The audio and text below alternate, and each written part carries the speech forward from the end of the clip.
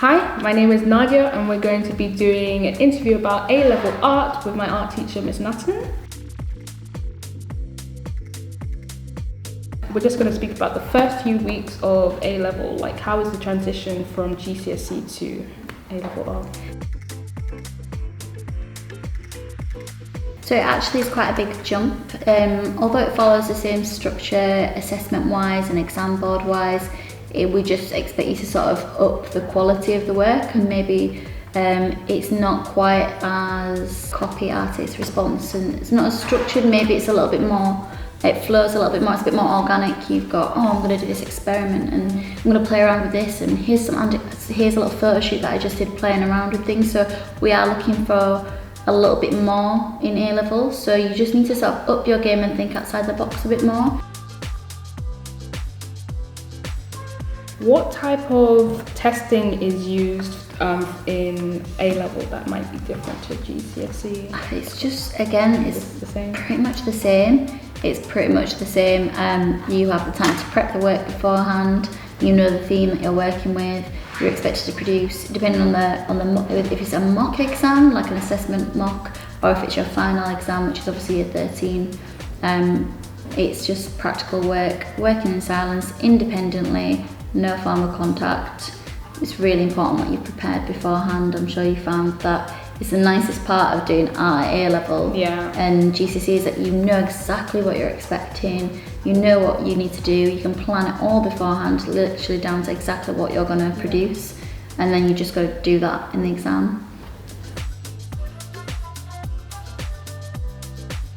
From GCSE to A-level, the amount of time doing art, I think, increased so much that it made my skills improve a lot more than it would in the time I was doing art in GCSE. Yeah, I think as well, like, you nearly find yourself a little bit more as an artist. Like, you start to sort of realise more what you're interested in, and because you have that freedom as well, more of the themes are probably a lot vaguer, so you might be able to just sort of interpret that a lot more and make it more tailored to what you're interested in. Like, we did issue based and things like that, which is very vague, and then there were so many different responses to it. And then you can also then focus more on a medium that you want to do, because I think at GCSE it's very much like you'll do a painting project and you might do a sculpture project, but in A-level like you went off and did animation and digital illustration and things like that. It is a lot more open to interpretation, and I think your skill, because you've got the basic skills under your belt at that point, you're able to develop onto it from there. Yeah, it really allows you to delve deeper into what you're interested in, because as you said, in GCSE you're set, like you have to do a pencil, you have to do painting, and you might not be good at either of those things, and then you only get to do a sculpture project, but in the medium that you're asked to do it in. For instance, it was mud rock. Yeah, so for example, like, again, that depends on the teacher that you have. So it is very much, sometimes your teacher might structure it in a certain way, so you all use the same sort of materials.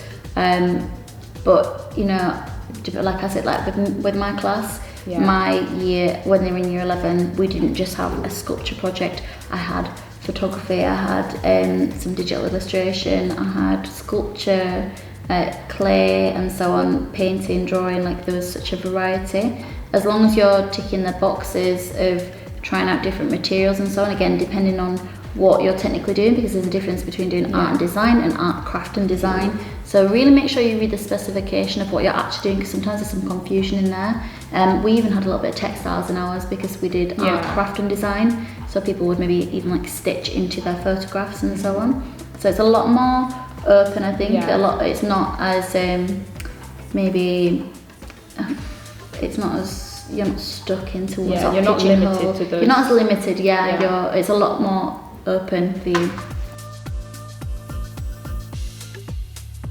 I would say, what were some of the examples, topics that were done in A-level? What, like themes that they've done? Themes. Well, we did issue based. We started that in year 12. So some people did like beauty standards, some people did gender identity and so on, and mental health and so on.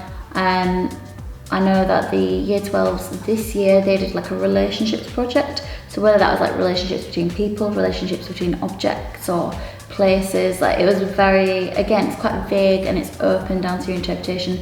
You guys were given a structure theme, which I think there's literally a lot of the time art teachers will possibly use old art exam themes from their whatever exam board they're looking at, like AQA's hours, for example. So sometimes we take inspiration from past exam papers. So it's always good to look at things like that as well, especially when you get into year 13 and you do a personal project, which is obviously up to you what you do, and maybe you're stuck. Sometimes people are just like, feel like they've just been, the world is their oyster, but they have no clue where they're looking.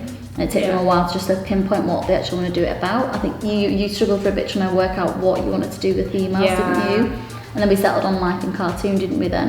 But it took you a while to come to that theme. But so sometimes I think it's quite helpful. Always sit with your teacher, have that one-on-one with them, brainstorm what you're interested in, what your skills are that you want to use, and then you can tailor it to suit you really. But themes are very vague usually.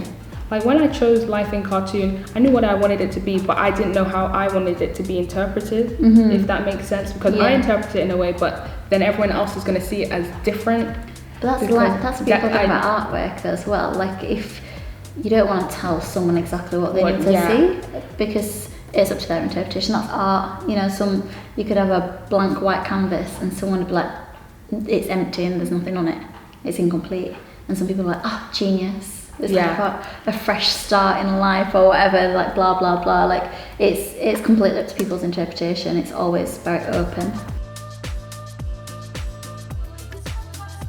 The half term, what do you think? Is it more 50-50 rest, work, or is it just work?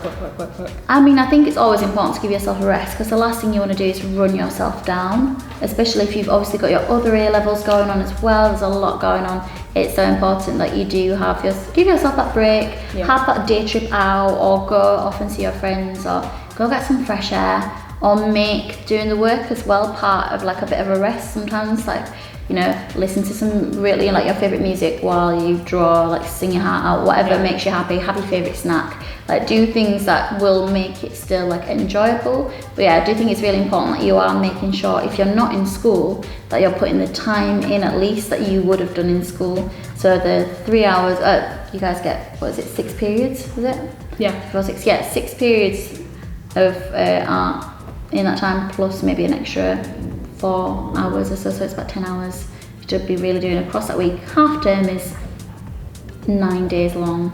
10 hours you could do that easily. A couple of hours here, maybe an hour one day.